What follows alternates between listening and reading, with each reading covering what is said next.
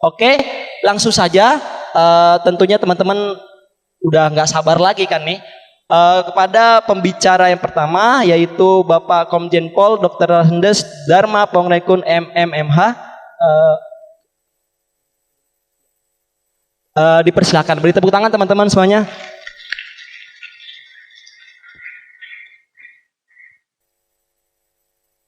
Assalamualaikum warahmatullahi wabarakatuh. Shalom, salam sejahtera bagi kita semua. Om Swastiastu, Namo Buddhaya, salam kebajikan, Rahayu, salam Pancasila. Hidup mahasiswa. Hidup mahasiswa. Hidup mahasiswa. Bangsa ini akan menjadi besar apabila kita memiliki mahasiswa-mahasiswa yang punya kepribadian unggul. Tepuk tangan untuk mahasiswa dong. Kan saya ngomongin mahasiswa, harusnya mahasiswa bangga dengan diri. Jadi kalau saya lihat tadi,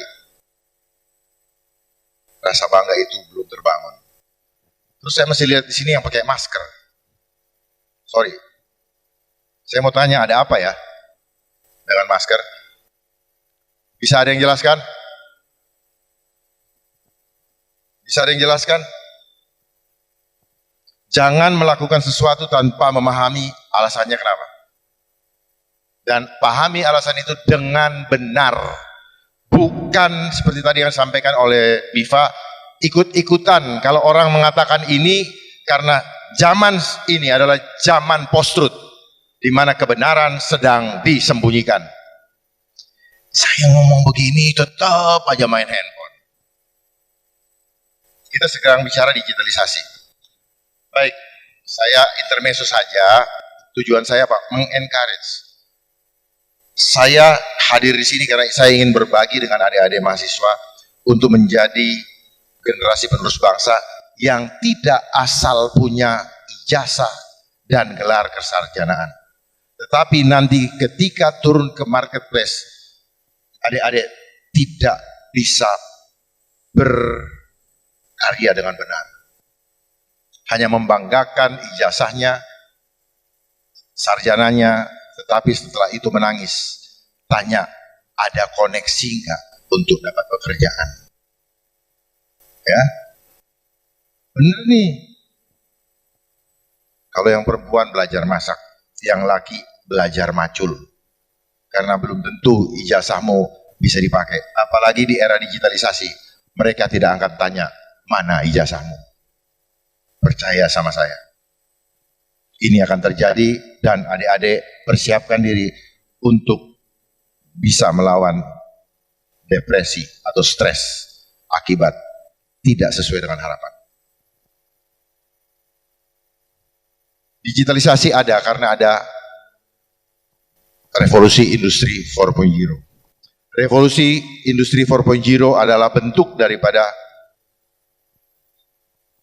kata lain daripada rekayasa kehidupan. Pertanyaan saya, kenapa bangsa ini harus mengikuti keinginan internasional untuk mengikuti revolusi industri 4.0?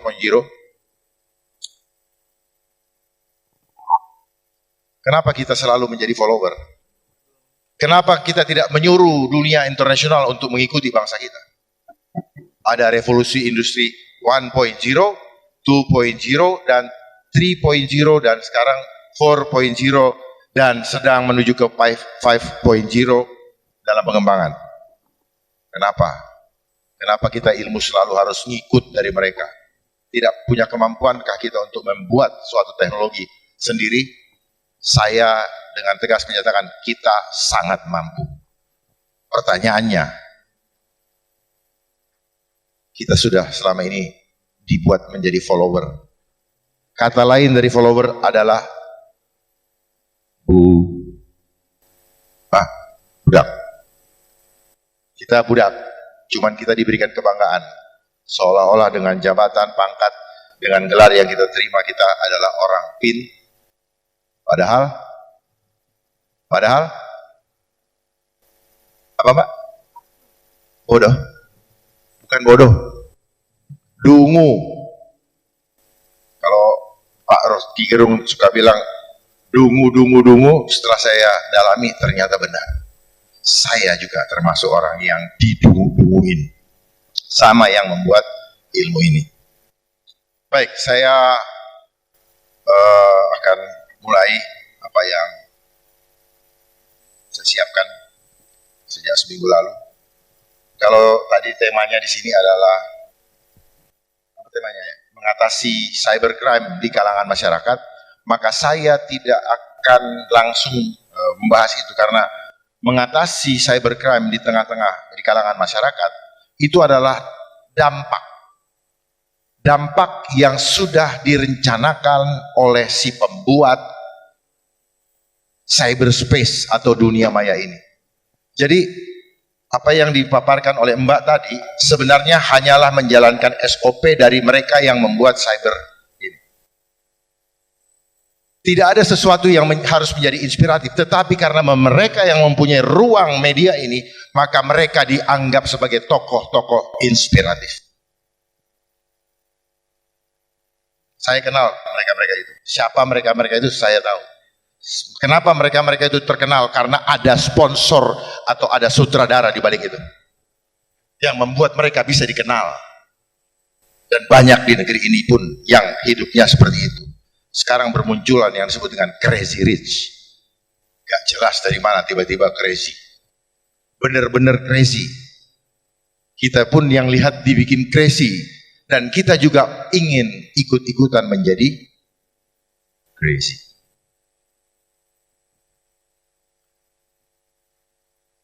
Saya akan membuka kenapa kejahatan di dunia cyber itu merebak. Bukan tanpa alasan, tetapi sudah direncanakan sejak sebelum bahkan dunia cyber ini atau dunia maya ini dimunculkan sebagai teknologi informasi komunikasi yang kita kenal saat ini. Yang saya akan buka adalah fenomena di balik dunia maya atau dunia cyber ini. Kenapa ini menjadi marak? Ini adalah bagian daripada rencana elit global untuk mengglobalisasi, mengglobalkan kehidupan kita di dunia di dalam satu sistem. Mereka mau menggiring kita ke yang disebut one world government. Bagaimana mereka mengendalikan kehidupan kita? Saya tidak akan terlalu banyak bacakan dia punya definisi, tapi saya akan bacakan apa yang definisi yang saya bikin. Apakah boleh kita membuat definisi dari setiap terminologi? Boleh. Tidak perlu harus kita menyadur menurut Profesor A, menurut Profesor B. Kita pun ternyata bisa membuat suatu terminologi, suatu definisi menurut pemahaman kita, asal kita bisa mempertanggungjawabkan. Supaya kita tidak selamanya menjadi follower. Kita dikunci, kalau sudah menurut si A, tidak boleh lagi dirubah. Dan itulah yang ada di sistem edukasi yang kita lewati, termasuk saya. Saya harus membuat skripsi, harus ada footnote-nya. Kalau nggak ada footnote, saya tidak akan dikasih gelar. Saya bikin disertasi, kalau tidak mengikuti jurnalnya, maka saya tidak akan dikasih gelar, dan sebagainya. Sebelum saya buka menguraikannya, saya ingin adik-adik mengetahui dulu apa yang dimaksud dengan globalisasi. Ini silakan dibaca. Tetapi yang saya buat adalah yang akan saya bacakan. Globalisasi adalah proses penyatuan sistem seluruh dunia di dalam seluruh aspek kehidupan manusia yang bertujuan untuk mengambil alih kendali hidup manusia dari tangannya Tuhan. Pasti pada kaget nih, kok sampai segitu ya? Memang mengagetkan. Karena sampai segitunya. Cuman ini tidak akan pernah dibuka oleh sales. Tidak akan dibuka oleh yang disebut tokoh-tokoh inspiratif. Tidak akan. Karena they are part untuk mensukseskan agendanya ini.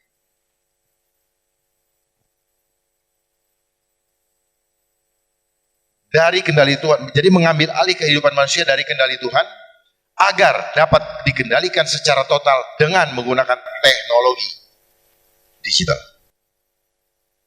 Kemudian apa yang dimaksud dengan digitalisasi? Digitalisasi menurut pendapat saya adalah suatu sistem yang memproses seluruh data dari aktivitas kehidupan manusia dan barang secara otomatisasi menggunakan artificial intelligence dalam seluruh aspek kehidupan yang terhubung dengan teknologi, komunikasi dan informasi. Itu yang disebut dengan digitalisasi. Perangkat yang digunakan sudah jelas komputer, cellular phone, internet, pulsa, dan big data. Cara kerjanya semua bentuk informasi, teks, data, gambar, suara, dan bahkan DNA. Yang diubah menjadi kode biner tunggal. Biner tunggal itu 01 atau double, disebut double. Yaitu 01 yang dikenal sebagai bit yang terhubung dengan gelombang 5G nantinya. Kemudian definisi teknologi. Menurut saya, tiruan dari mekanisme interaksi supranatural yang berupa energi, frekuensi, dan vibrasi. Saya minta adik-adik untuk memahami ini, supaya betul-betul paham mengenai diri kita, alam semesta, dan hubungan kita dengan Tuhan. Harus memahami energi, frekuensi, dan vibrasi. Nanti kita perdalam dalam kesempatan yang lain kalau memang memungkinkan. Nikola Tesla mengatakan, if you want to know the secret of universe, you have to know energy, frequency, and vibration. Nah, dunia cyber, dunia digitalisasi, dia memainkan energi, frekuensi, dan vibrasi. Mereka memainkan itu. Tidak terlihat mata, tetapi dia eksis. Itulah yang membuat orang, sakau. Itu yang membuat orang gak bisa lepas, dan sebagainya. Dia bermain yang tak kasat mata.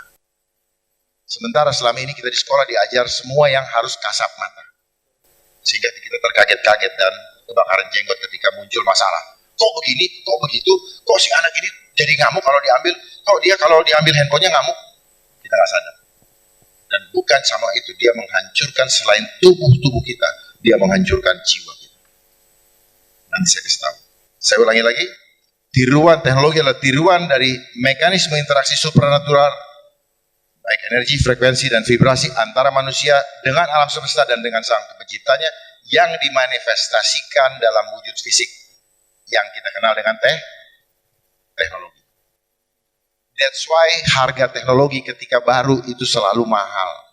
Tetapi ketika keluar lagi option berikutnya, harganya ambruk.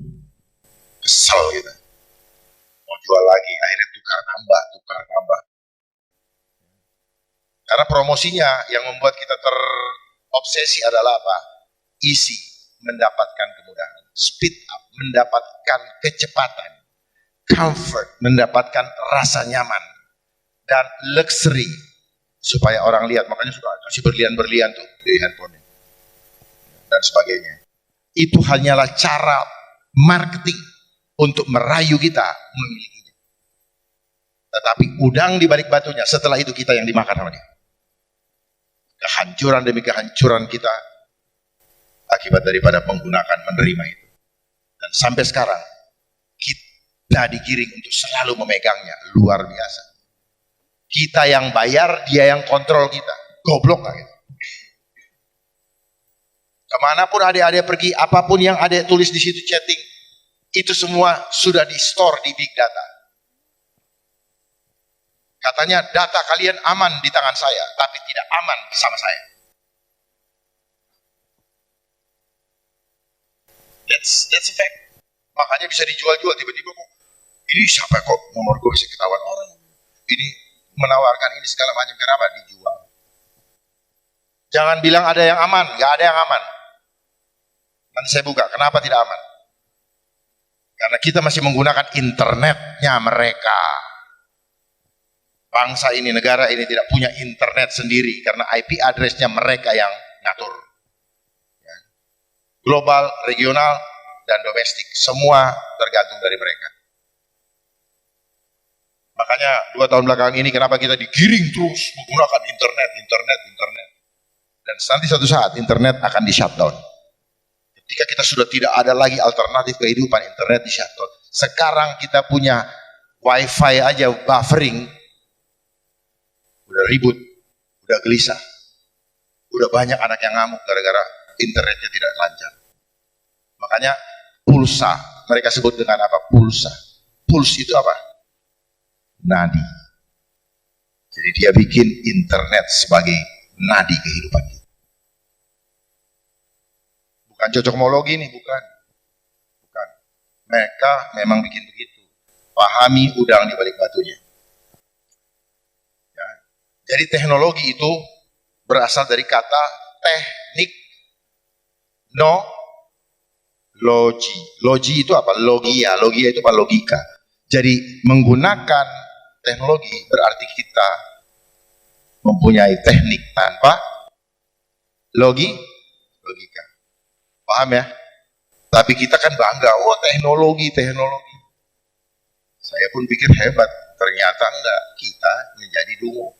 Kita dikendalikan oleh dia. Jadi gunakanlah teknologi untuk mempermudah kita, bukan kita dikendalikan, bahkan dikerjain. Ngambil barang di jurang, bolehlah pakai teknologi. Tapi jangan dia akhirnya berbalik. Cuman mereka bergeraknya begini, sambil menyelam minum air.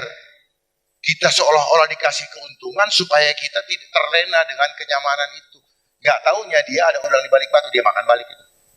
Hati-hati dengan drone, suatu saat drone akan mematikan kita.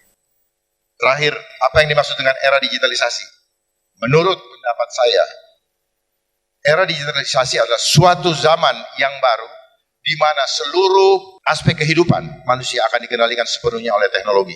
Seluruh oleh teknologi cyber yang terhubung oleh internet. Dia selalu pakai kata internet. Makanya sekarang banyak IoT, Internet of Things.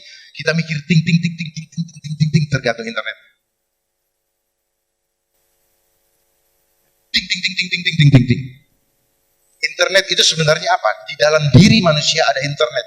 Jadi internet yang dipakai oleh mereka yang dijadiin duit sebenarnya belajar dari tubuh manusia. Manusia kalau tidak punya internet tidak bisa terhubung dengan Tuhan. Jadi ilmunya itu mereka pakai, mereka ini kan. Sama seperti mulut saya, mulut adik-adik kita punya. Mulut kita ini adalah loudspeaker dari suara hati. Nah, hati kita diisi oleh Tuhan atau oleh iblis. Maka yang keluar, mereka belajar dari situ. Dari mulut kita yang keluar nafas seperti angin, tidak ada bentuknya. Tetapi begitu dia keluar kata-kata yang sangat powerful. Tapi di masa-masa ini, nafas kita disuruh tutup. Percaya sama Tuhan, tapi menolak kuasa Tuhan. Lewat penggunaan benda yang saya sebut itu berhala. Saya lanjutkan, teknologi cyber yang terhubung oleh internet antara satu perangkat dengan perangkat lainnya melalui proses digitalisasi sebagai artificial intelligence untuk mengawasi seluruh aktivitas kehidupan manusia, baik tubuh, terutama jiwa. Bayangkan kalau jiwa kita sudah dikuasai, ke jiwa generasi muda, main handphone, begini terus, musuh negara Pak, lewat di depan mata atau lewat di belakangnya. Nggak ada yang mikirin. Itu yang mau dihancurkan. Kita sibuk, tenang-tenang di kamar, udah nggak mikirin negara ini bagaimana. Yang penting jajan online, belanja online. Udah nggak mikirin nasib bangsa. Dan itu yang mereka mau. Kita terlena, sibuk, merasa doang, tapi tidak berbuat apa-apa. Akhirnya cuma kesel lah ini, bahkan ada yang dibully, mati, bunuh diri dan sebagainya. Kenapa? Kita tidak menganggap bahwa kita adalah orang-orang yang berharga atau mulia di mata Allah. Nah, saya masuk ke dalam gambaran secara utuh. Perhatikan baik-baik. Globalisasi ini adalah, saya sebut apa? Dunia tanpa batas, tetapi dibatasi di ruang internet. Karena kita masuk era globalisasi, kita nggak keluar negeri, hanya lewat internet saja, dan dia batasi betul di situ. Internet. Jadi rahasia kenapa saya bilang tadi tidak ada yang aman sepanjang negara tidak menggunakan internetnya sendiri. Karena internet itu filosofinya internal, jalurnya internal, net jaring. Jadi kalau kita masuk jalurnya mereka, maka semua data kita terjaring. Gak ada yang lolos. Kalau ada yang promosikan ini barang aman-aman, bohong. Buktinya banyak yang bocor, datang Biorka semua, gak ada yang tanggung jawab. Yang bertanggung jawab siapa? Vendor. Mana gak ada yang tanggung jawab? Semua demi cuan.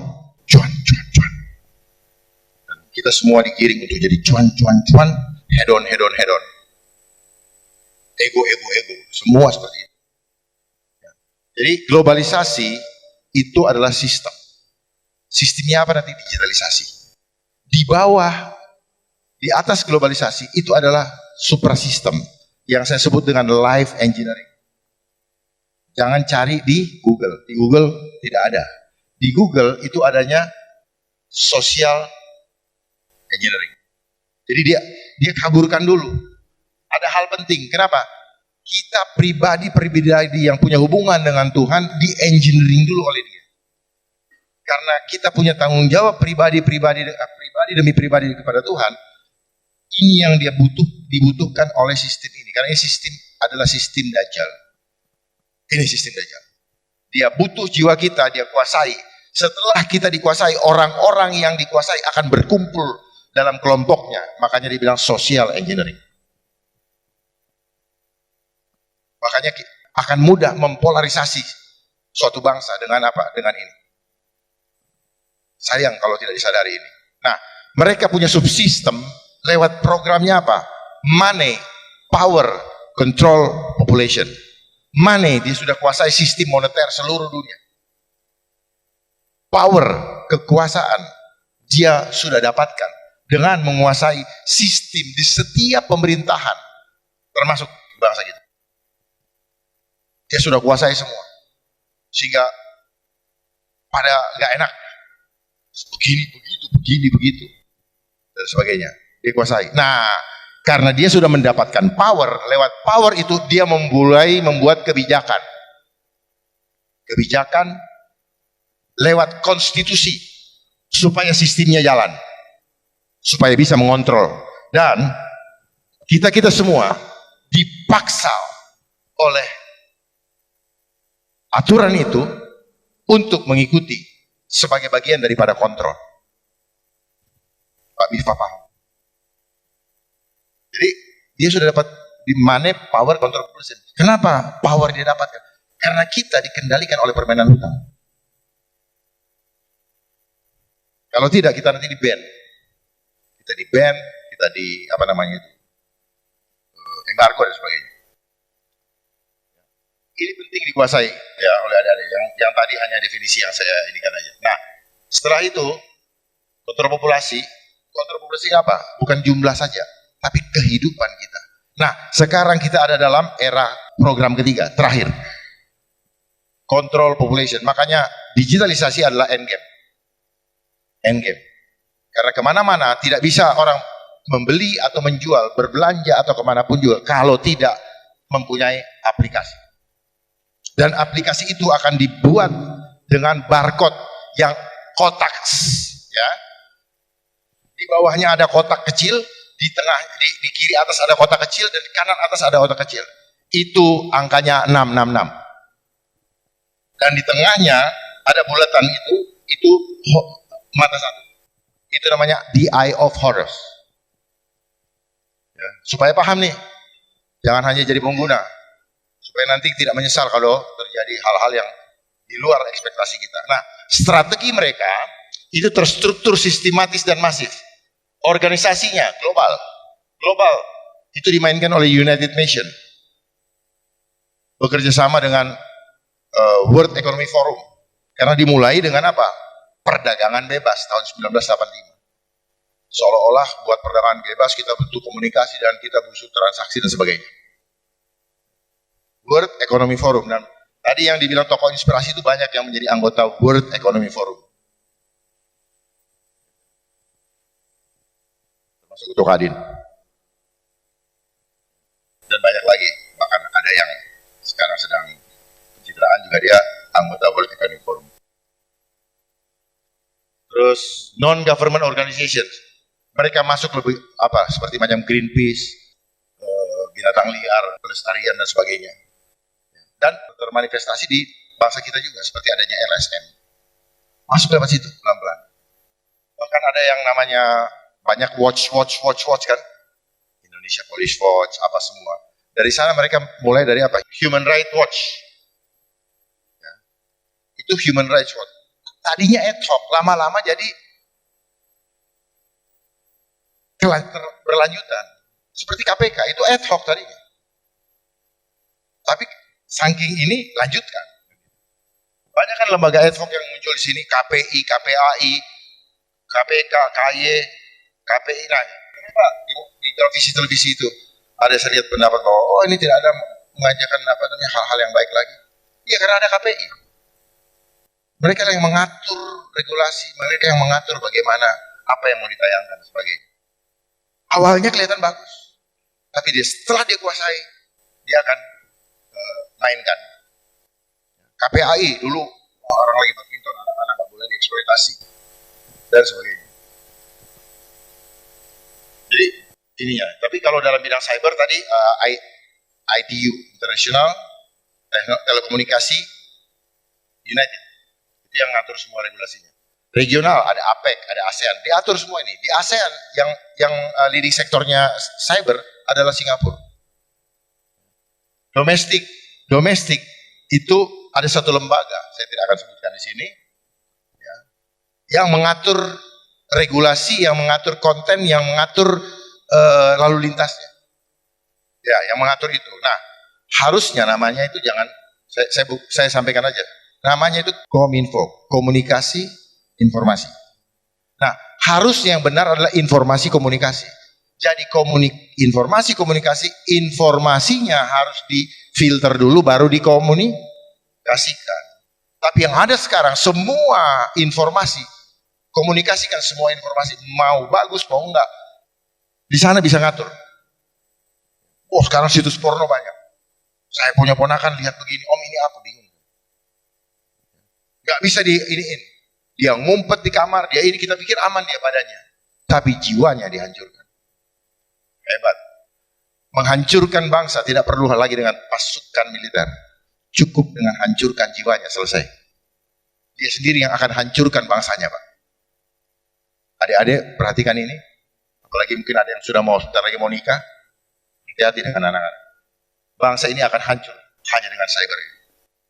Ini yang namanya attack engineering. Dia serang kita punya jiwa. Berikutnya, sistematis. Dia lewat fear engineering. Dia bayangkan psikologi manipulasi. Dibikin takut kita, takut nggak keren, takut nggak in, takut dan sebagainya. Akhirnya apa? Kita mengikuti tren yang tidak benar. Jadilah hedon, ya, unsocialized, ya. Terus, nah, fear engineering lewat apa? Intelligent engineering. Dari mana? Google. Semua otak kita apa kata Google. Itu namanya intelligent engineering. Conflict engineering. Behavior engineering. Cyber law engineering. Nih, adanya undang-undang ITE itu mendahului perbuatan yang akan terjadi. Udah disiapin dulu dia punya net. Dia punya jaring. Jadi mereka udah tahu. Mereka juga yang bikin. Attack engineering, wah ada terorisme, ada trade, ada virus, ada food and beverage, ada medicine, drug, hoax. Oh, banyak yang ngomong tangkal hoax ya, kagak bisa. Kenapa? Oh, yang bikin saya.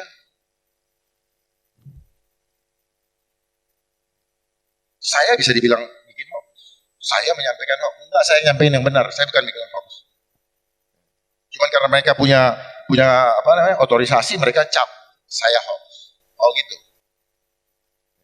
Makanya mereka pernah ngomong, kalau sudah dibilang hoax ya udah terima aja itu hoax. Ya, geoengineering nih, cuaca nih yang terjadi sekarang nih, ini juga engineering. hujan, panas, nggak ada ini. Panas bumi sekarang itu geoengineering menggunakan hard teknologi. Masif toolnya ya, ini semua teknologi artificial intelligence. Saya taruh angka 19. Kenapa saya taruh? Teknologi masif, toolsnya, teknologi artificial intelligence. Itu kenapa saya pakai 19? Karena A itu 1, I itu 9. Selama 2-3 tahun belakangan ini dengar nggak ada kata yang ada 19? Ada hubungannya. Akan terhubung badan adik, bapak, ibu semua dengan digital. Saya kasih tahu dari sekarang supaya tahu mengantisipasinya. Jangan nanti, loh kok begini kok begini. Karena dia mau menyetel kita punya frekuensi otak untuk dikendalikan sesuai dengan mau dia. Makanya muncul sekarang metaverse. Tahu metaverse ya? Dia menghadirkan alam goib untuk kita pikirkan, wah keren ya, keren ya, keren. Enggak, bapak, ibu, adik-adik punya kemampuan untuk bisa melebihi itu. Cuman karena selama ini kita ditutupi dengan pembuktian material, makanya kita nggak ngerti. Nggak bisa melihat jauh ke depan. Nggak bisa melihat yang tidak terlihat mata. Dan seterusnya, termasuk itu. Mobil nanti, mobil apa tuh, listrik dan sebagainya. Ya, tidak ada supirnya dan sebagainya. Transportasi, health, farm. Ya. Nah, visinya, misinya menyatukan sistem dunia dan visinya total kontrol. Total kontrol ini apa? Mengambil alih kedaulatan Tuhan. Mengambil alih kendali hidup manusia dari tangan Tuhan. Bahasa mereka apa? Sustainable. Berkelanjutan. Seolah-olah kehidupan kita tidak akan pernah berakhir dengan dikendalikan teknologi. Jadi mereka diingat, dan ini sungguh-sungguh bertentangan dengan nilai-nilai luhur Pancasila yang menyatukan NKRI. Dan visi kita hidup adalah apa? Hidup selalu dikendalikan oleh Tuhan. Yang saya sebut dengan Nuswantara. Nu makhluk swamandiri anta menuju ra kepada Sang Pencipta. Jadi kita makhluk Tuhan itu harus selalu bertanggung jawab kepada Tuhan. Saya rasa ini dulu karena kalau saya ikutin terus nanti satu slide lagi. Saya cuma mau buka bagaimana mereka membuat manusia yang tadinya life engineering menjadi social engineering. Tadi suprasistem kan. Jadi tujuan akhirnya adalah life engineering. Jadi kehidupan kita kepada Tuhan di engineering sama dia atau direkayasa. Nah, terstruktur sistematis dan masif. Terus itu tadi silakan dilihat, silakan difoto. Makanya easy, speed up, comfort, luxury. Dan ini semua ada diberikan kita internet protokol dan kita tergantung dengan pulsa. Punya internet, nggak punya pulsa nggak bisa. Dan kita semua dimanipulasi, kita tidak tahu bagaimana berapa penggunaan pulsa sehingga bisa dikonversi menjadi angka. Kita nggak ngerti. Makanya mereka selalu jualan paket. Ya. Paketnya tidak kepake, pulsanya cuma segitu. Berapa banyak mereka sedot. Makanya mereka pernah bikin film vampire. Mereka hidupnya kayak vampire. Mereka kaya sekali untuk mengendalikan kita. Tapi kita tidak tahu. Dan regulasi ini tidak pernah selesai. Kenapa saya bisa bicara? Saya pernah membongkar kasus ini. Di semua provider yang ada. Operator yang ada. Triliunan mereka makan. Bayangkan kalau dia cuma ambil 1.000. Dulu waktu masih kartu, ya apa pulsa digosok-gosok ini. Kita beli 100.000, isinya 60.000, siapa yang tahu? Ini cuma main di tulisan aja. Sama seperti kita beli obat vitamin C di apotek, kita cuma beli bungkusnya doang, isinya nggak tahu. Dia hanya pakai essence. Kita sudah termanipulasi sebetulnya. Nah, ini semua menjadikan kita ketergantungan. Setelah itu menjadi kebutuhan.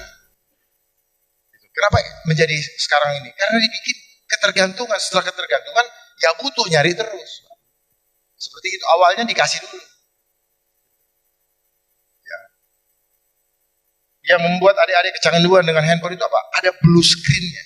Blue screen ini seperti membuat kita tuh selalu caang. Selalu terang seperti tidak pernah gelap.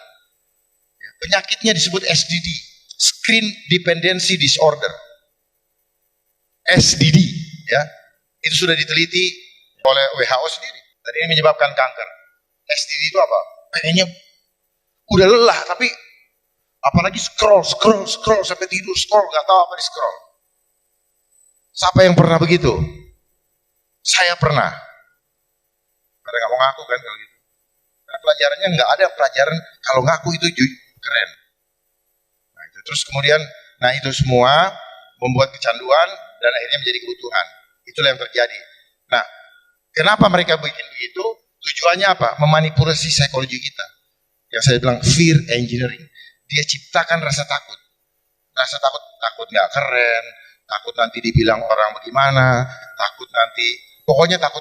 Dan takut itu adalah permainan iblis. Cara menundukkan manusia hanya dengan takut. Karena takut itu, ketika manusia ada serangan, dia akan keluar otak purbanya. Makanya konsepnya cyber ini, konsepnya kehidupan sistem dunia, itu adalah teori daripada Thomas Hobbes. Homo homini lupus. Makanya banyak penyakit lupus. Diakibatkan oleh mereka juga. Lupus. Leukemia.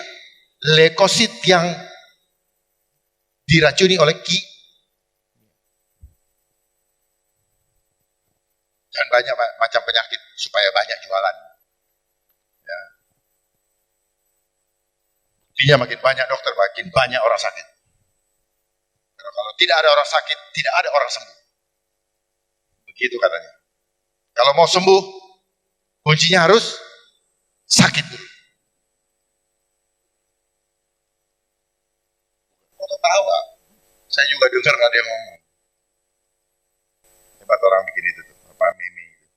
Nah terus berikutnya ya, terjadilah mindset tanpa disadari, terjadi mindset manipulasi, lalu perubahan perilaku, kemudian merubah kehidupan sosial masyarakat pada umumnya, kemudian jadilah yang disebut dengan social engineering. Nah ini kita sudah mulai kena social engineering. Hanya 1% mungkin nanti yang akan lolos. Karena yang semua sudah masuk dalam disebut dengan generasi dangkal. Dia tidak tahu apa-apa kalau dia tidak lihat di Google. Itu yang intelligence engineering. Itu semua tergantung kepada website, tergantung kepada situs-situs itu. Saya rasa itu dulu yang bisa sampaikan. Saya takut mengambil waktu banyak, ya, karena saya ini hobi untuk membagikan hal-hal yang dulu saya nggak tahu, dan saya sangat exciting untuk membagikan kepada generasi berikutnya. Saya berharap mungkin adik-adik bisa meneruskan, menggali lebih dalam lagi. Jangan hidup dengan textbook, karena kebenaran itu akan sangat tergantung kepada siapa yang menulisnya. Tetapi kalau adik-adik mendekatkan diri kepada Allah, Allah sendiri yang akan buka kebenaran yang hakiki, sehingga semua kebohongan dunia ini bisa terbuka. Makanya Ahmad Albar pernah membuat satu lagu yang cukup lama, Dunia Ini Panggung Sandiwara. Perannya selalu berubah, tapi sutradaranya satu, yaitu mereka juga. Wabillahi taufiq wal hidayah. Assalamualaikum warahmatullahi wabarakatuh. Terima kasih.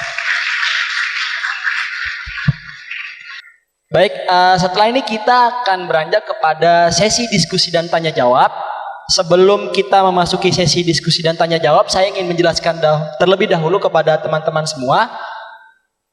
Barang siapa yang nanti ingin mengajukan pertanyaan ataupun menyampaikan pendapat, boleh untuk mengajukan tangannya, kemudian memperkenalkan dirinya, lalu mengajukan pertanyaan kepada narasumber. Bisa dipahami ya teman-teman ya?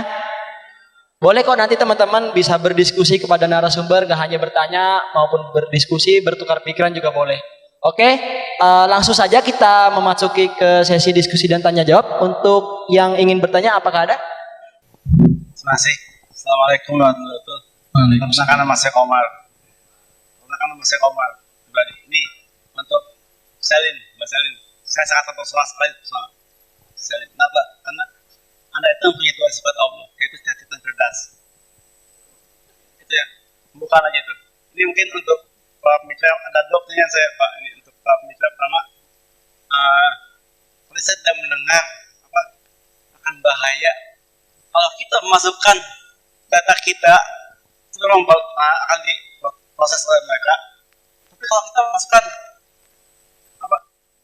jenis darah kita, golongan darah kita A, B, O, atau AB, kita kan udah lihat dan mereka bisa membaca kita. Mereka kan membaca kita, oh seperti ini DNA-nya, seperti ini karakternya, seperti ini emosinya, dan berbahaya apa? Oh orang ini penyakitnya ini rumahnya, dengan penyakitnya kan dia tuh mereka mati mereka. Yang kedua, ini Pak, untuk Pak Dharma, mohon maaf Pak, Pak Jenderal, mohon izin, saya bukannya kurang ajar Pak. Saya teringat Pak, tahun 96 dulu saya ikut konferensi nasional ISMI di BBT, itu mengundang Benazir Bhutto. Saya ikut di situ, mengundang almarhum Pak Habibie. Apa yang dikatakan oleh beliau? 7,5 abad sudah kita umat Islam dijajah, dibuat setiap budaya dan dinistakan. Dan saatnya sekarang ini umat Islam bangkit, kebangkitan Islam ketiga. Kebangkitan Islam ketiga itu di mana? Itu ada di Asia. Asia kalau dipecil itu akan menjadi ASEAN. ASEAN dipecil lagi, itu akan menjadi Indonesia dan Malaysia.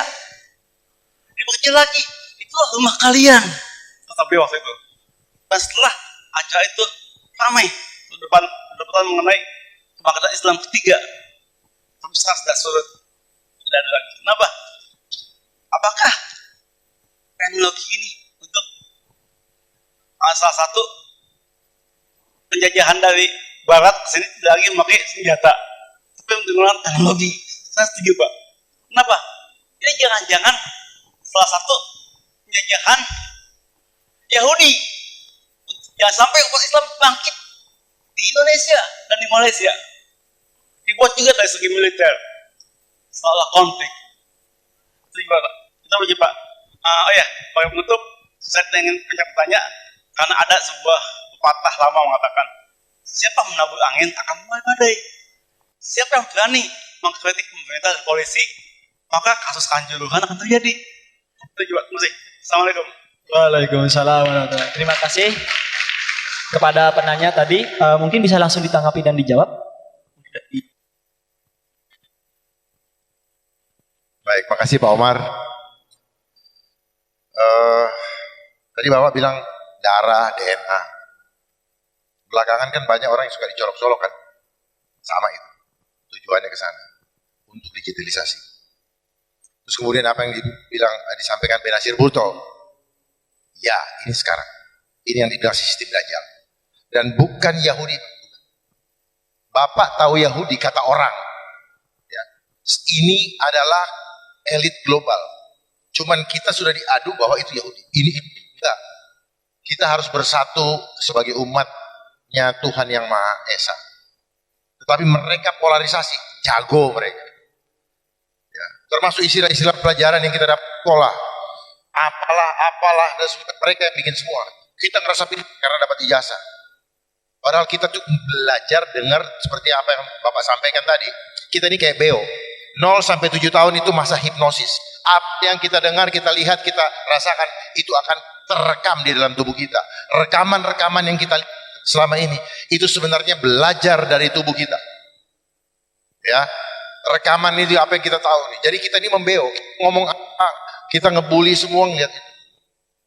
Nah, apa yang disampaikan oleh Pak Iqbal tadi, beliau ahli psikologi ya?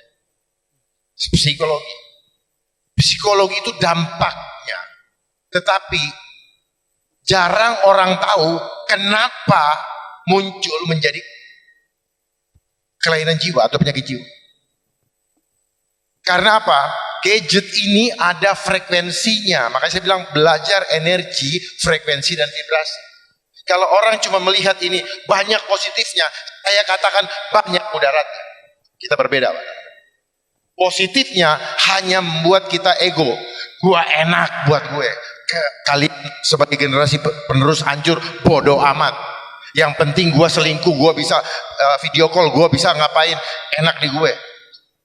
Gua bisa senang-senang. Ini hanya cara untuk merayu kita, ya. Supaya kita keasikan menggunakannya sampai menjadi edik dan kebutuhan. Lalu sistem di suatu negara menganjurkan, mendorong supaya kita memakai. Enggak mau kita dimarahin.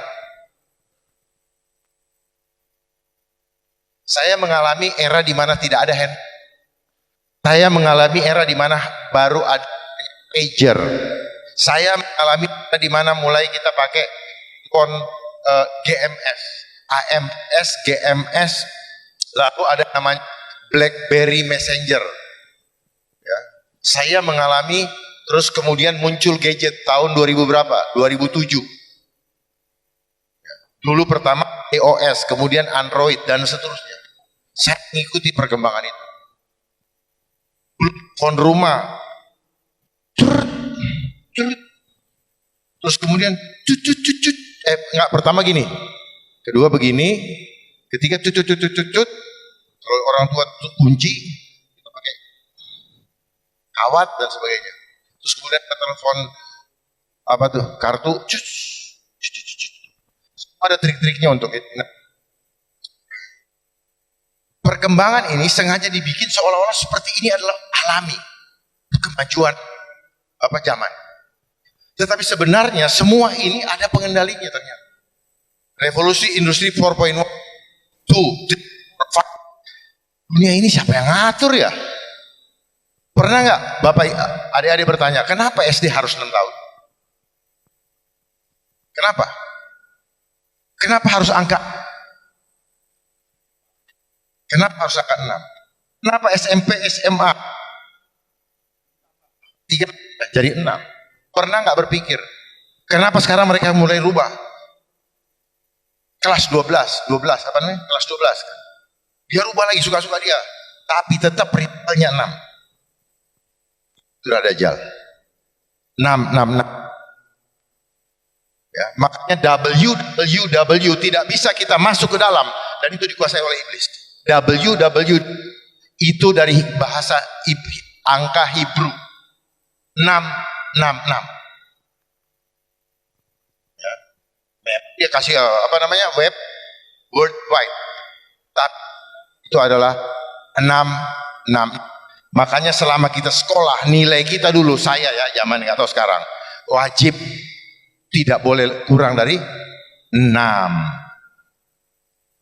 Ya. Distancing wajib 6 feet. Itulah ritualnya mereka. Apa yang adik-adik pakai begini-gini itu ritualnya mereka. Kalau lagi mau orang. Gitu. Ya. Oh, nanti akan ada virus. Bohong. Berarti mereka yang bikin.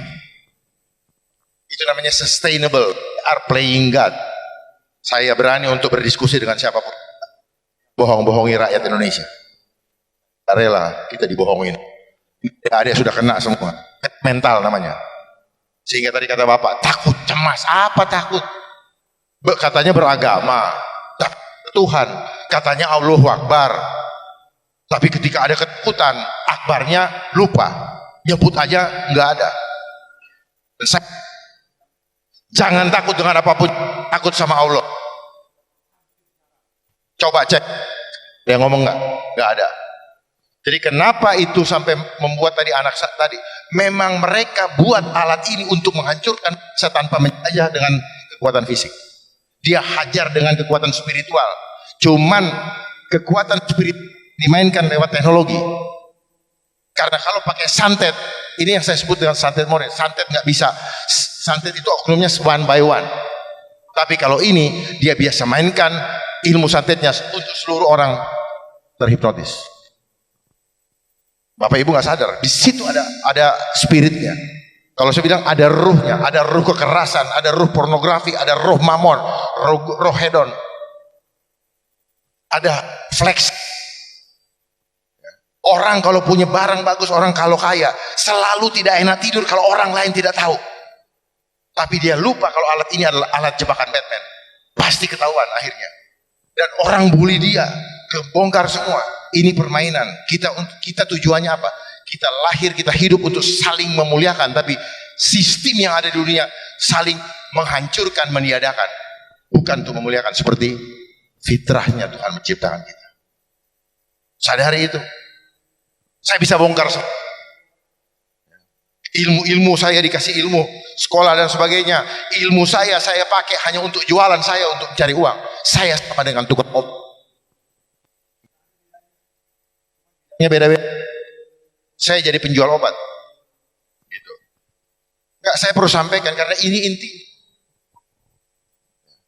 Kayak tadi misalnya itu, apa namanya itu? Kayak saya berbully, apa permainan sih. Apa yang disampaikan Ibu Challenge tadi? Itu ilmu dari mereka juga. Jangan kalian pikir itu ilmu enggak. Itu ilmu yang bikin hebat ini. Buku yang kita baca, sepatut kita baca, sudah dikeluarkan sama dia 5, 10, 20 tahun yang lalu. Lalu kita pelajari dan kita baru tahu itu. Kalau dari komputer belajar 7 late dia lebih 7, bahkan mungkin 20 atau 30. Jadi kalau ada orang cyber jago, saya katakan tidak, dia jago bukan karena jago, dia hanya operator. Dan saya beritahu yang menggunakan HP, komputer, dia punya kognitif rusak, Pak. Kenapa rusak? Karena frekuensinya menghancurkan sel-sel otaknya. Yang otak rusak. Prefrontal cortex, otak bagian depan. Kalau otak bagian depan menyusut 4% kelakuan kayak binatang. Kalau otak namanya cerebellum, itu badannya nggak bisa stabil. Itu rusak, sulit disembuhkan. Karena permainan ini nggak kelihatan mata. Dan seterusnya ini lebih berbahaya dari narkoba. Kalau orang bilang, oh ini lebih berbahaya. Ini lebih berbahaya. Narkoba menghancurkan 3 bagian otak, kalau ini 5. Ya. Terus apa lagi yang tadi saya crime atau kejahatan di antara kita, ini hanyalah permainan mereka untuk membuat saling. Dulu saya tidak pegang handphone. Saya punya 5 pertemuan sehari. Sekarang bangun pagi 500 notifikasi sudah muncul. Saya nggak jawab, dia lihat online, dia bilang sombong banget, mentang-mentang gue bukan siapa-siapa. Kita yang tidak punya maksud sombong, digituin lama-lama kesel juga. Terus kalau kita balas, udah panjang urusannya. Apa yang terjadi di media sosial akan terimplikasi ke dalam kehidupan nyata. Ketemu udah ngomong lo, boro-boro kayak gitu, udah nggak mau ketemu. Gila ini permainan. Gila. Paksa kita terus untuk termasuk orang di rumah saya. Kalau dia sudah laporkan Pak ada undangan kawinan, saya dianggap wajib tak. Dia nggak mau kasih tahu. Jadi saya tegur, tidak merasa bersalah. Dia anggap dia udah kasih tahu, padahal belum tentu saya baca. Bayangkan ya. Dan orang-orang yang kenapa? Saya kasih tahu ya, saraf di sini, ini ada signalnya. Itu dibikin dibikin tumpul, dan itu terhubung dengan kognitif di otak kita. Saya bisa buktikan bahwa orang yang pakai begini kecerdasannya down.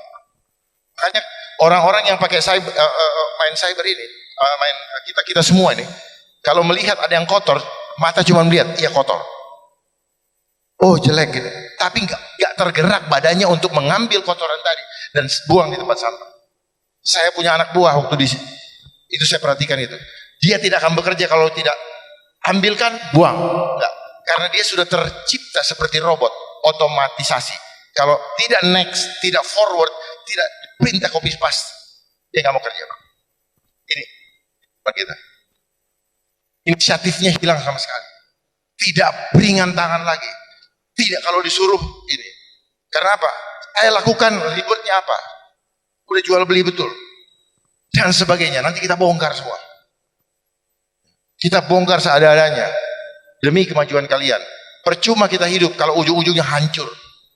Kalau tadi Pak sampaikan bahwa gunakan bisnis boleh, tapi jangan jatuh kepada ke dunia hedon. Yang nanti akan hedon. Semua pengen itu dan sebagainya. Yang dibilang crazy rich banyak, saya tidak usah sebutkan namanya. Uangnya bukan uang dia. Kita cuma disuruh terobsesi supaya kita tuh tidak pernah tidur, kita hanya mikirin, nggak pernah sholat. Sholat 10 menit males, tapi kalau ini 10 jam Dan penggunaan HP 7 jam dalam satu hari sama dengan energi kita disedot 7 hari 7 malam. Makanya gampang banyak sakit. Sekarang banyak yang orang apa itu potato crush, badannya gede-gede, gluk-gluk, ototnya hilang. Padahal dalam kita hidup itu harus seimbang antara jasmani, pikiran, dan mental. Jasmani harus dirawat dengan apa?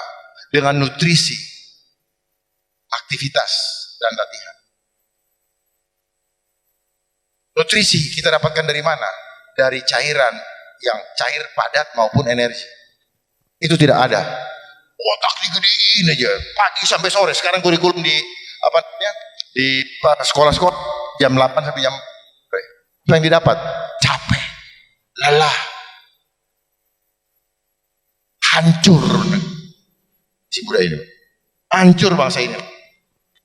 Mungkin kalau Bapak ketemu dengan menteri itu kasih tahu, Pak, Anda jangan hancurkan generasi bangsa kami. Hanya untuk sekolah-sekolah nggak ada jaminan dapat pekerjaan. Dan itu kan otak ini adalah endorse dari Barat yang ingin menghancurkan kita supaya kelihatannya banyak pikir tapi nggak bisa dipraktekkan. Makanya Dasein Solon tidak pernah jalan karena praktek doang, teori doang. Makanya orang bilang teori, kebanyakan teori loh.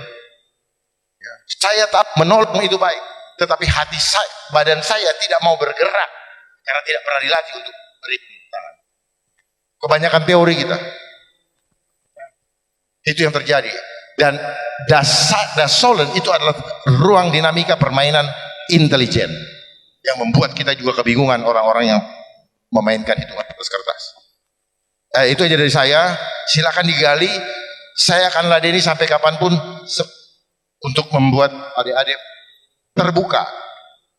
Jangan mengandalkan buku-buku. Jangan hidup dengan textbook. Anda tidak, karena kehidupan Anda adalah dinamis, bukan textbook. Textbook itu suka-sukanya yang bikin. Dan tidak semua ilmu yang ada bisa diiniin. Buktinya apa? Seorang pendapat ahli boleh bertentangan dengan ahli yang lain. Contohnya Isaac Newton. Dia bilang mengenai gravitasi, fisik. Tapi teorinya Albert Einstein itu menentangnya. Silakan selanjutnya. Terima kasih. Ya, baik. Kita beranjak kepada penanya berikutnya. Mungkin dari teman-teman ada yang ingin bertanya? Ya. Ya, silakan. Tadi yang di tengah boleh. Kemudian ada lagi yang ingin bertanya? Yang mana dulu nih? Yang mana dulu? Coba turunin lagi. Ayo angkat tangannya. Oh iya, oke. Nih mohon maaf, mata saya cuma 2 nih. Jadi kalau misalkan ada yang nggak kelihatan, maaf ya. Oke, turunin dulu tangannya teman-teman. 1, 2, 3. Ya Mas yang di sini tadi udah angkat tangan. Silakan dimulai dari Mbak yang di tengah dulu ya. Boleh. Nih Mbak yang di tengah dulu tadi duluan. Baru nanti dilanjut ke Mas yang pakai helmet biru.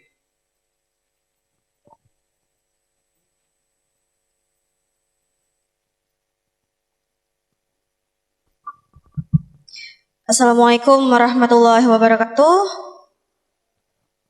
Perkenalkan, saya Kadri dari Fisip UHAMKA. Terima kasih atas penjelasannya Pak Dharma, Kak Selen, dan Pak Iqbal.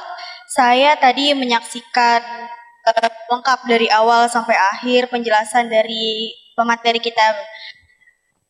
Yang saya ambil garis besarnya, Kak, kita nih sedang terjadi yang namanya social engineering. Salah satunya yang terbesar itu ada phishing, yaitu mengambil data masyarakat untuk diambil, kemudian digunakan untuk ditarik tuh uangnya. Nah terus saya penasaran gimana sih sebenarnya pihak pemerintah dalam menghadapi kasus ini. Kemudian bagaimana nih cara pemerintah meyakinkan masyarakat untuk data-datanya ini aman sebenarnya gitu. Walaupun tadi Pak Dharma bilang jangan percaya bahwa data kalian tuh nggak bakal aman, nggak ada yang aman. Tapi saya penasaran gitu, kalau kan emang nggak aman, terus untuk apa gitu ada badan-badan intelijen itu? Tuh, terima kasih atas jawabannya nanti. Assalamualaikum warahmatullahi wabarakatuh. Waalaikumsalam warahmatullahi wabarakatuh. Ya, kita keep dulu. Berlanjut ke pertanyaan tadi ya, Mas. Boleh, teman panitia? Saya Fauzan dari Ilmu Komunikasi Universitas Saintek Muhammadiyah. Saya ingin bertanya kepada terkhusus ke Pak Dharma, karena saya jujur saja menyukai beberapa informasi mengenai konspirasi, dan saya meyakini bahwa kata-kata dari Theodor Herzl bahwa seorang konspirator merupakan seseorang yang mengetahui arah gerak sebuah perjalanan dunia gitu. Sehingga saya merasa beberapa tragedi, beberapa peristiwa itu sudah diatur, sudah setting by design gitu. Sehingga seperti contohnya ketika kita mulai kaget dengan COVID yang saat ini yang tahun kemarin baru hype. Padahal kita tahu bahwa di tahun 2013 Bill Gates sudah mengatakan bahwa bioteknologi itu sudah dikembangkan dan itu sudah menjadi ancaman war gitu, perang. Dan ketika perlawanan flu burung oleh Bu Siti Fadilah dilakukan, Indonesia tidak ada memberikan sebuah dukungan. Maksudnya lebih tepatnya pemerintah tidak memberikan sebuah dukungan yang tepat kepada Bu Siti Fadilah, sehingga pada akhirnya kalau misalkan kita mengikuti teori konspirasi yang mungkin ketahui, Bu Siti Fadilah akhirnya dipenjara oleh alasan yang tidak jelas gitu. Lalu kita bisa lihat lagi beberapa pahlawan yang memiliki pemikiran revolusioner seperti Dahlan Iskan ketika mulai mengusung mobil listrik, dan akhirnya ditolak juga oleh Indonesia, dan akhirnya mereka mengembangkan ke Malaysia. Nah, saya melihat bahwa beberapa peristiwa ini merupakan sebuah desain yang diatur untuk Indonesia tidak berkembang gitu. Bahkan mungkin permainannya dimainkan oleh pemerintah sendiri yang mungkin Bapak Dharma tahu gitu. Nah, saya ingin menanyakan mengapa hal ini tidak disosialisasikan, tidak disebarluaskan informasi mengenai hal ini, mengenai peristiwa-peristiwa yang sebenarnya ganjil oleh kita. Tapi secara teknologi, secara perkembangan teknologi ini merupakan sebuah awareness yang kuat yang sudah dikasih tahu kalau ini ada gejala-gejala, ada tanda-tanda kalau sebenarnya pembodohan itu sudah terjadi sejak lama gitu. Dan saya yakin kalau misalkan cara menghancurkan suatu negara tidak lagi dengan sebuah sistem kolonial tapi dengan neokolonial, sehingga menghancurkan dan merusak melalui pertumbuhan pemikiran generasi muda. Dan dari kalau kita lihat 10 tahun silam, mungkin kita di sini bukan seorang mahasiswa yang bisa berpikir kritis. Kita merupakan seorang remaja yang kita masih tidak tahu apa itu dunia. Tapi ketika tahun itu dihancurkan, yang rusak ialah kita 10 tahun mendatang, yaitu saat ini di mana Indonesia tidak mengalami kemajuan yang banyak. Gitu. Nah, saya ingin bertanya pendapat Pak Dharma mengenai berbagai hal seperti ini itu, kalau dari sudut pandang Pak Dharma bagaimana gitu Pak? Mungkin itu saja, terima kasih. Wassalamualaikum warahmatullahi wabarakatuh. Waalaikumsalam warahmatullahi wabarakatuh. Tadi dengan siapa Mas? Ya, boleh langsung ditanggapi. Adik siapa namanya? Pertanyaan kamu ngeri-ngeri sedap. Kenapa saya bilang ngeri-ngeri sedap? Karena pertanyaan itu saya tidak bisa jawab dalam arti saya bukan pelaksananya. Ya, saya bukan pelaksananya, tapi kalau bilang, ya inilah sistem. Nanti kamu kalau sudah dewasa kamu akan tahu. Pertanyaan tadi akan saya jawab di belakang panggung, tidak di depan panggung. Ya. Kamu lihat muka saya, apa yang kamu pikirkan, itulah jawaban. Kamu belajar membaca tanpa saya menjawab. Ya. Nah, dunia cyber, apa yang disampaikan oleh Bapak tadi, penting-penting iya, tapi kenapa barang ini ada dan orang berantem terus? Ini by design. Ya. Kita dibikin larinya apa? Cinta akan uang, dapat uang, tapi tidak cinta Tuhan. Gak sadar kita. Yang dibangun adalah rasa memiliki akan dunia ini. Kita kenal innalillahi wa inna ilaihi rajiun. Ikhlas menerima, ikhlas melepas. Tetapi melepasnya menjadi sulit karena apa? Kita dilekatkan dengan rasa memiliki tadi. Ya. Nah, apa yang disampaikan tadi, orang membuat teori konspirasi dan sebagainya. Enggak, mereka yang bikin. Apa yang kita lewatkan selama ini semua buatan mereka. Ilmu yang kita ngomongin, kita pinter, enggak dari mereka semua. Terus apa lagi tadi ya?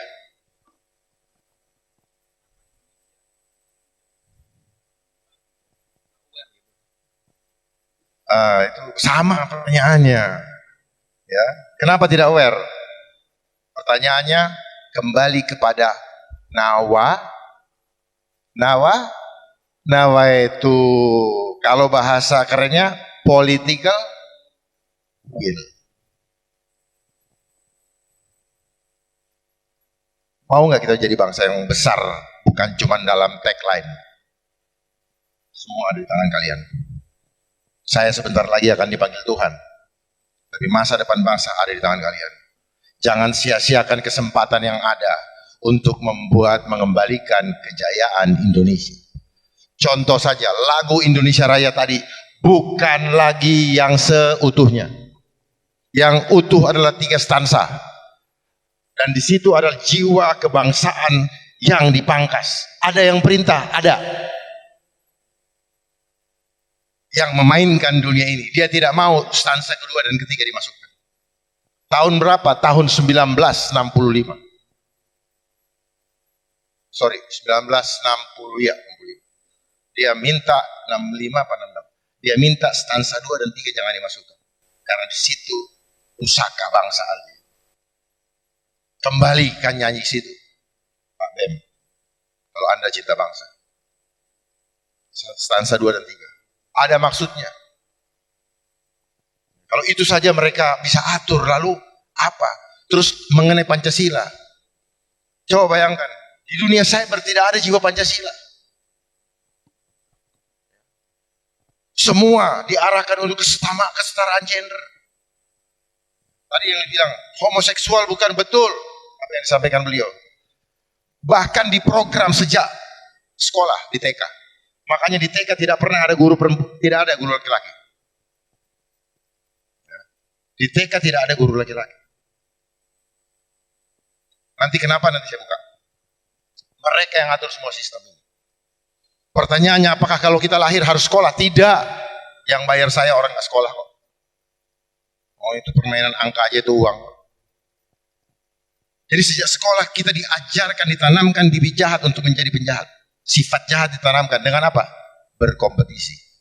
Makanya saya bilang konsep homo homini lupus dimainkan di dalam dunia cyber begitu mudah. Makanya kamu tidak pernah menghormati dia sebagai ciptaan Tuhan yang Maha Esa, misalnya gitu. Kenapa dia jelek? Jangan kenapa? Kenapa? Hidung dia saya nggak bisa ciptain, makanya saya jangan pernah menista. Saya hormati. Itu adalah ciptaan Tuhan. Saya menghargai karena ciptaan Tuhan. Baru kita bisa menjadi manusia yang adil. Bagaimana Pancasila bisa tahu? Mahasiswa nggak ngerti cara penerapan Pancasila. Ketuhanan yang Maha Esa itu apa? Ikhlas menerima. Kalian harus ikhlas menerima saya.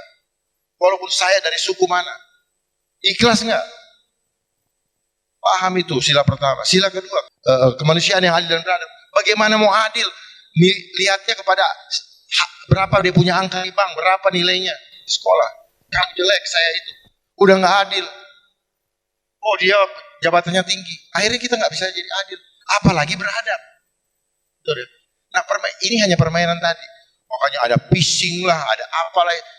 Mereka yang bikin itu permainan. Kita disuruh mikir susah-susah.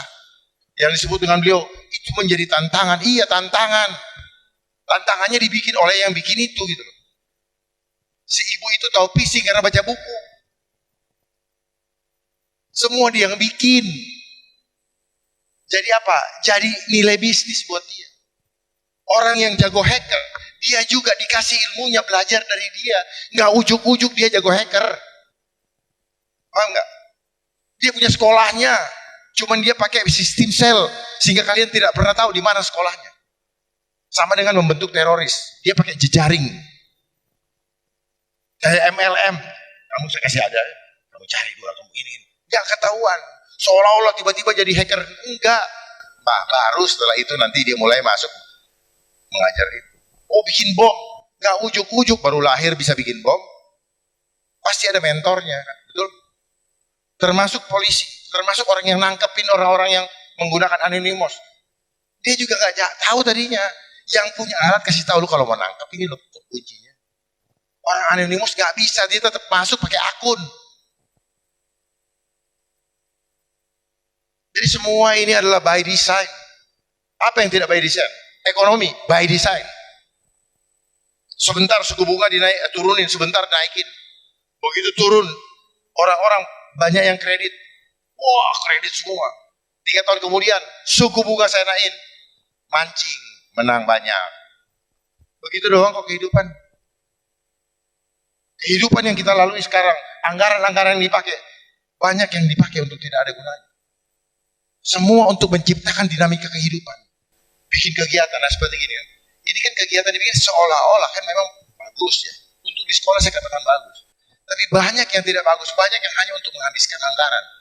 Makanya sayang sekali kalau kegiatan ini dibuat, tapi kalian tidak mau mendapatkan nilai tambah untuk diri kalian. Hanya sekedar karena ada anggaran kita harus habiskan. Jangan seperti itu. Tetapi banyak yang seperti itu. Yang penting apa? Sudah diajarin bagaimana mensiasati laporan kegiatan dengan membuat apa? Balance sheet antara kegiatan dengan kwitansi sama. Ya. Kita belajar berhitung, yang kita suka cuma tambah dan kali. Minus dan bagi kita nggak suka. Akhirnya kapan kita bisa adil? Ya. Akhirnya membuat kita menjadi manusia pelit. Ya. Begitu bikin laporan kegiatan, keuangan laporannya apa? Minus sama bagi doang. Yang tambah sama kali sudah masuk di rumus siluman. Belajar di sekolah matematika 2 tambah 2, 4. 2 kali 2, 4. Minus 2 kali minus 2. Berapa? Itu rumus. Itu namanya rumus simsalabim. Belajar ekonomi, diajarin bagaimana untuk membuat rakyat semakin berhutang. Bukan diajarin bagaimana rakyat menyelesaikan hutangnya. Ayo. Makanya hutang tambah besar. Padahal ada cara untuk menyelesaikan hutang. Cukup dalam 1 hari hutang kita selesai. Asal tahu caranya. Seperti yang dimainkan oleh mafia-mafia itu. Gampang. Cuma pertanyaannya, punya nawaitu yang tulus tidak? Kita hanya hidup dengan retorika. Kayak tadi, oh saya ketipu. Tadi itu istilah Bapak, OB ya? Apa? A-on-BO. Kenapa seperti itu? Karena memang diajarin di handphone ini ada aplikasi-aplikasi yang kita tidak merasa bersalah. Padahal kita sudah memanipulasi jiwa kita. Saya hitam, saya foto jadi putih. Saya manipulasi, saya punya jiwa. Tapi saya tidak merasa berdosa. Karena apa? Bukan salah gue. Ini kan aplikasi. Dia bermain di alam bawah sadar. Yang tanpa kita sadari, kita terbentuk. Dan sulit sekali kalau orang sudah menjadi kebiasaan. Termasuk kenapa kemarin PSBB setiap 2 minggu. Supaya kita terbiasa. Karena sel tubuh manusia 21 hari dilakukan secara terus-menerus berubah perilakunya. Ini yang saya mau bagikan. Ya. Nah, supaya bisa lihat generasi adik-adik, tolong nyalain apa video. I voted against the digital green certificate back in April. Unfortunately, it was adopted nonetheless. And this just goes to show there is only a minority of MEPs who truly stand for European values. The majority of MEPs, for whatever reasons unbeknown to me, obviously support oppression of the people while claiming shamelessly to do it for the people's own good. But it is not the goal that renders a system oppressive. It is always the methods by which the goal is pursued. Whenever a government claims to have the people's interest at heart, you need to think again. In the entire history of mankind, there has never been a political elite sincerely concerned about They the are not well-being of sincere. regular people. What makes any of us think that it is different now? If the age of enlightenment has brought forth anything, then certainly this. Never take anything any government tells you at face value. Always question everything any government does or does not do. Always look for ulterior motives and always ask cui bono, who benefits. Whenever a political elite pushes an agenda this hard and resorts to extortion and manipulation to get their way, you can almost always be sure your benefit is definitely not what they had at heart. Let's be clear about one thing. No one grants me freedom, for I am a free person. The compulsory use of the digital green certificate undermines everything that Europeans stand for. It violates constitutionally guaranteed fundamental rights, and it constitutes the first step towards the insufferable Chinese social credit system. I will never stand for this. I will never put up with this. Thank you. And these are the portholes. Berarti Every gini, computer ini has a penyebab porthole, kenapa by the way, which gampang is sekali the port where the ship goes. Also, when we talk about devices, that is the devil's vice.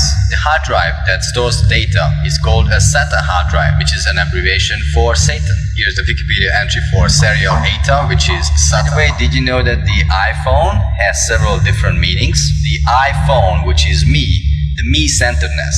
iPhone, which is my phone, is just me. Me. The second meaning of the iPhone is the I. Gue. iPhone. Jadilah egois. Yes. It's the iPhone because it sees you. It's tracking all what you're doing. The demons are seeing you, sending it to the ether, and sending it to the warden. Do you know why is it Siri in your iPhone that is communicating with you? Well, because it's your iris. So your iris, your Siri, is answering your own questions through the demons, through the ether. Kita mau cerita konspirasi sosial media. Tahu nggak sih kita semua ini lagi dikontrol dan dibentuk menjadi apa yang mereka mau. Nah itu. Mereka ini para kaum elite. Mereka sedang membentuk kita melalui media sosial. Mereka sedang memasang chips permanen kepada para umat manusia melalui media sosial. Proses install chips ini sedang berlangsung sampai saat ini, bahkan semakin meningkat pesat. Sasarannya semua kalangan dari bayi hingga lansia. Bagaimana mereka menginstal chips permanen ini kepada umat manusia? Pertama, menggunakan kemajuan teknologi, mereka membuat banyak kemudahan dalam kehidupan sehari-hari manusia. Bahkan mereka memberikan banyak solusi jitu, sehingga kehidupan umat manusia semakin mudah serta instan. Ini awal mereka mengkerdilkan daya pikir manusia agar menjadi dangkal dan pemalas. Karena justru semakin berpikir dan semakin kritis akan mengembangkan banyak kemampuan manusia. Ini fase di mana mereka akan memfilter manusia. Mana manusia yang masih mau berpikir jernih dan kritis. Mana manusia yang mengikuti arus kedangkalan pikiran dan kebodohan. Kedua, dengan menawarkan banyak kemudahan mereka menawarkan keuntungan-keuntungan yang ditawarkan berupa materi dan popularitas instan. Dengan mudah manusia bisa menjadi bintang melalui media sosial. Saat manusia awal masuk fase ini akan menjadi sangat labil dan semakin liar.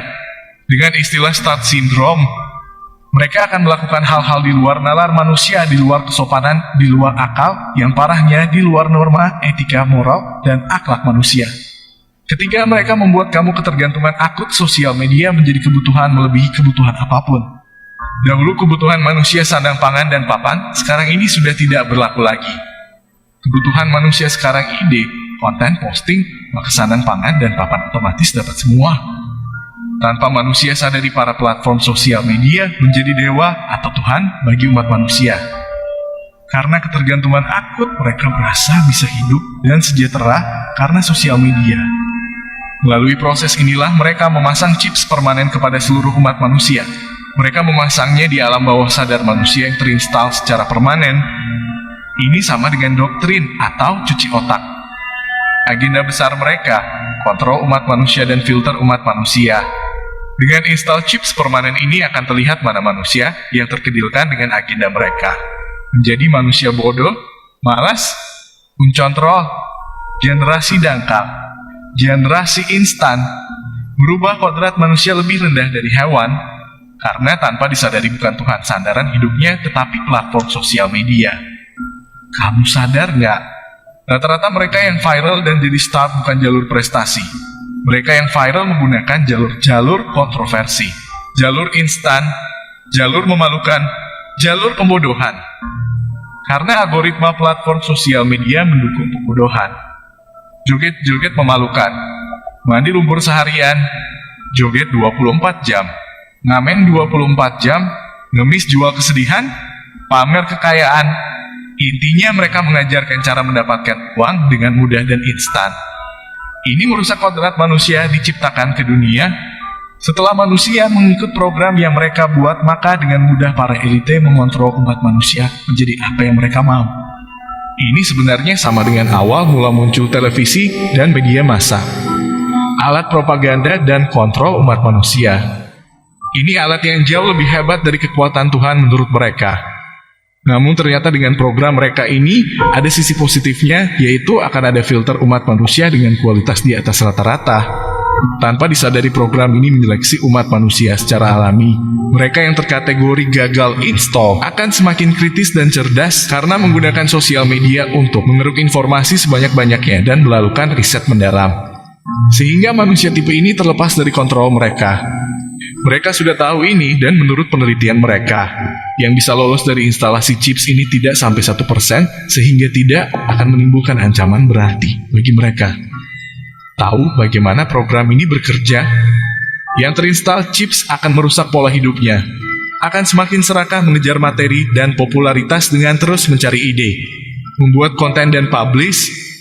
Di otaknya cari ide, cari cuan dan hidup hedon. Ini justru akan merusak jam makannya, jam tidurnya, jam istirahatnya, bahkan merusak mental serta rohani manusia.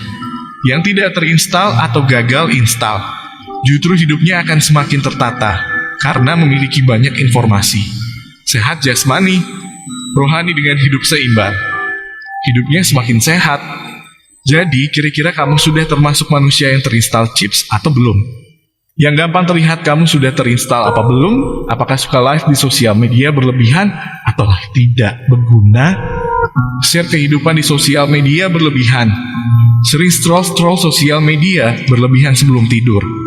Bikin konten seharian sampai begadang. Lupa makan dan minum demi konten. Lupa olahraga demi konten. Lupa bersosialisasi demi konten. Lupa dengan keluarga dan anak istri demi konten. Hidupnya akan berakhir sakit dan disinilah filter umat manusia itu bekerja. Terseleksi secara alami karena pola hidup yang berantakan, secara jasmani, rohani, dan mental. Bagi yang sudah terinstall chips permanen, siap-siap akan jadi generasi dangkal. Apa itu generasi dangkal?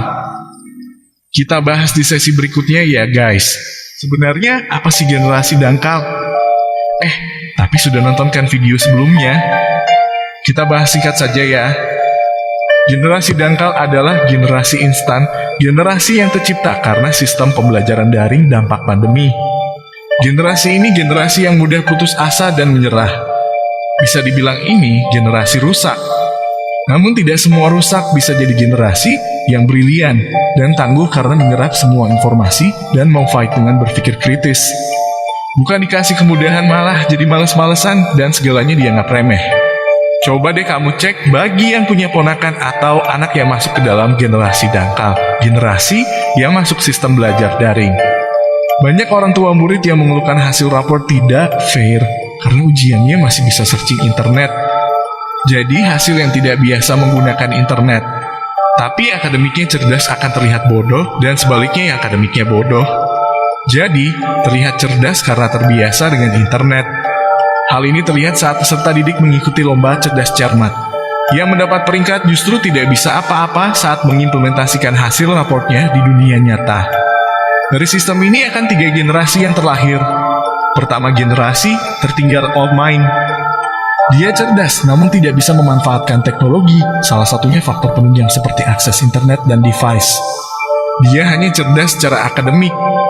Kedua, generasi dangkal, generasi instan yang mudah putus asa tapi up to date. Ini generasi rusak sesungguhnya.